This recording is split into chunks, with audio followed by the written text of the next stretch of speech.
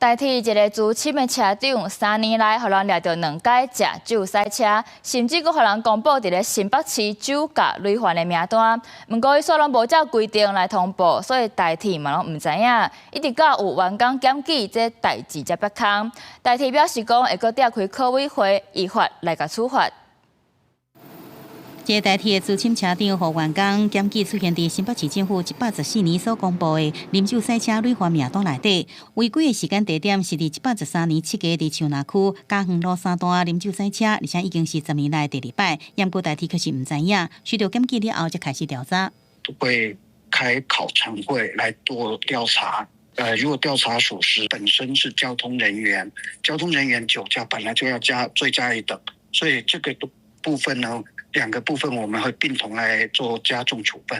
代替初步調查，當事人承認在111年甲113年啉酒賽車，而且無按照公務員服務法的規定，在1禮拜內主動向服務單位來通報。所來照公務員頂界法召開考審委員會依附頂界。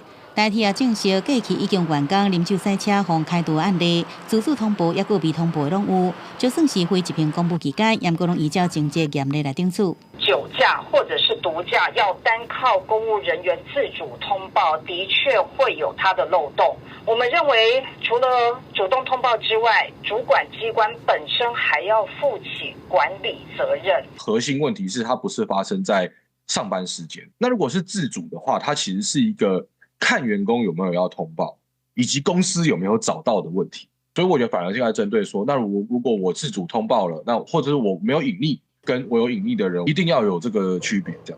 代替產業工會講，公司應該趕緊來建立相關的制度，除了穩重無通報，應該加重這個罰則以外，嘛要甲警察機關來比對查核。雖然代替佇即陣出勤進行攏有對員工先做糾察，不過也是應該建立制度，事先來防範。記者綜合報道。